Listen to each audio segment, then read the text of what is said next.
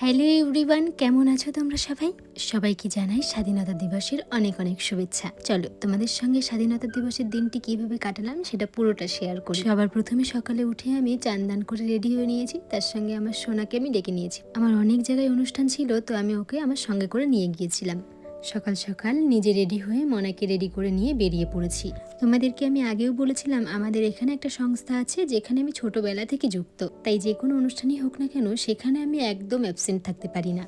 তো সকাল সকাল গিয়ে দেখি এখনও কাজ অনেকটা বাকি রয়েছে, তো ওদিকে স্যার ম্যামরা সব গোছাচ্ছিলেন আর আমাকে কিছু কাজ দেওয়া হয়েছিল, আমি সেগুলোই একা একা করছিলাম। চলো তোমাদেরকে সব কুচি কাচাদের সঙ্গে আগে দেখা করো। এই যে আমাদের এই সংস্থাটার কিছু বাচ্চা কাচ্চা এখানে রয়েছে, যাদেরকে নিয়ে আমরা স্বাধীনতা দিবসটি উদযাপন করেছিলাম। ছোটবেলা থেকে ওদের মধ্যে যদি এই দেশপ্রেমটা না গড়ে তোলা হয় তাহলে হয়তো আমরা মানুষ হিসেবে কিছুই করতে পারবো না। কারণ আমার মনে হয় ছোটবেলা থেকে ভিত যত মজবুত হবে পরে সেটা বড় হলে আরো শক্তিশালী হবে। আর আমাদের এখানে স্যার ম্যামরাও না অনেকটা পরিশ্রম করে আমাদের এগিয়ে নিয়ে যাওয়ার জন্য। যাই হোক, সব বাচ্চাদেরকে এখানে লাইন দিয়ে পরপর দাঁড় করানো হয়েছে, তারপর পতাকা উত্তোলন করে নেতাজির ছবিতে আমরা পুষ্প অর্পণ করেছিলাম।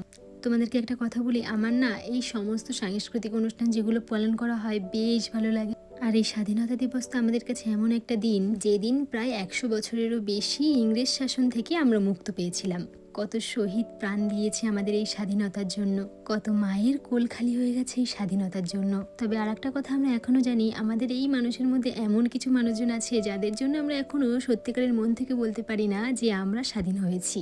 যাই হোক, এসব কথা সাইডে রেখে আমি গিয়েছিলাম দ্বিতীয় অনুষ্ঠানে, যেখানে আমি যেই ছাত্রীকে পড়াই তার নাচের অনুষ্ঠান ছিল। তো সেখান থেকে বাড়ি ফিরে আমাদের বাড়ির সামনে আবার পতাকা উত্তোলন হয়েছিল, সেখানেও আমি ছিলাম কিছুক্ষণ।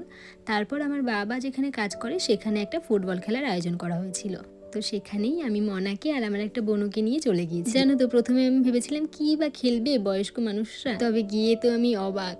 এত ভালো খেলছিল না, আমি সত্যি ভাবতে পারিনি যে কাকুরা এত ভালো ফুটবল খেলবে। আমার ভাই দাদারা তো সবাই ফুটবল খেলে, তবে আজকে এই কাকুদের ফুটবল খেলা দেখে আমিও ফিদা হয়ে গেছি। যাই হোক, আজকে স্বাধীনতা দিবসটা এইভাবে কাটালাম। তোমাদের ভিডিওটা কেমন লাগলো অবশ্যই জানিও। টাটা।